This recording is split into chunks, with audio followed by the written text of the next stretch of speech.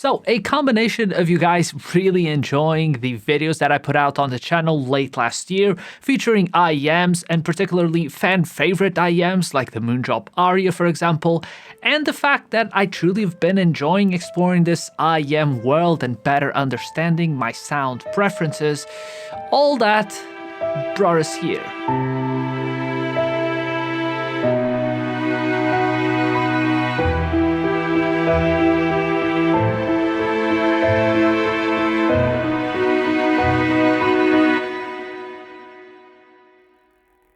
So these are the 7Hz Timeless AE, a planar magnetic IEM, and without delving into anything else, I mean, just the fact that inside this really tiny shell, like metallic aluminum shell, it's small, it's lightweight, just the fact that inside this thing, it's a diaphragm suspended between two magnets, I mean, that's really cool stuff. I mean, it's technology like this has been mostly limited to bigger and heavier headphones in general, so having it miniaturized and featured inside an IEM, for better or for worse, it's a very cool feat of engineering. And the reason why it has been traditionally very difficult to have a driver like this inside an IEM is, well, they are bigger than normal, like, dynamic drivers, and they are traditionally very difficult to tune to sound good. And the original 7Hz Timeless was maybe the first one to actually make it sound good. And after that, a lot of other planar magnetic IEMs have been sprawling up, and this is the upgraded version of the original Timeless. Like I shared in the past, I've been sick of having headphone hair for pretty much my entire life, and these days, you know, even sim racing with large headphones is just, even for northern Scotland, it's just simply too hot. Add to that the fact that to edit these videos, I spend most of my day with something on my ears.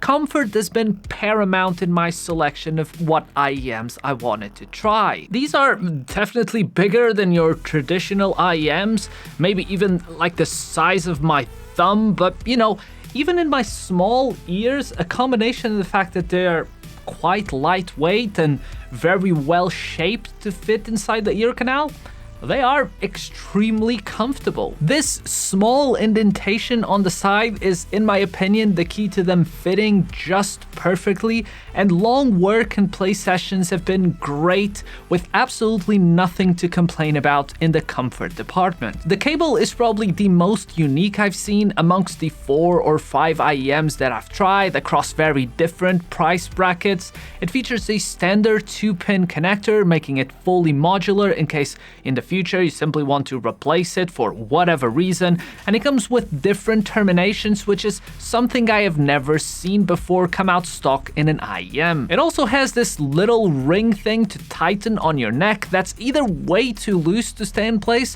or I'm simply dumb and just don't understand how you're supposed to use it. So if you know, let me know. Arguably, sound is the most important aspect about an IEM, and when it comes to like the straight out of the box experience, the 7Hz Timeless AE simply does not disappoint.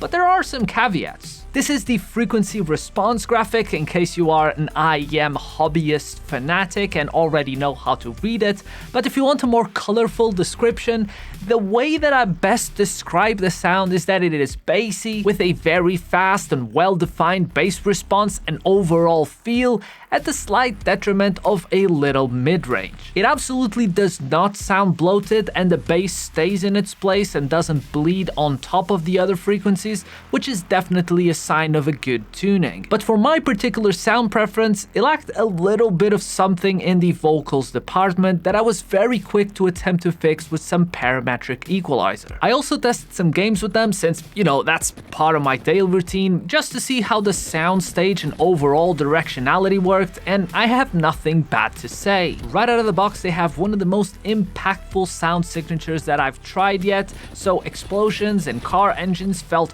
alive. But if you also suffer from the competitive bug that tends to make me do the things that I do, the bass is just too much. And in games like Apex, where sound is already a joke to begin with, explosions and ultis galore going all around you, and the footsteps, if the engine decides to play them, are just very difficult to spot in the midst of all the chaos. But like I said before, very small adjustments with some EQ and all that is extremely easy to improve. My particular EQ profile aims at slightly reducing bass, slightly boosting the upper mid-range, and ever so slightly reducing treble, making these sound just right for my current preference.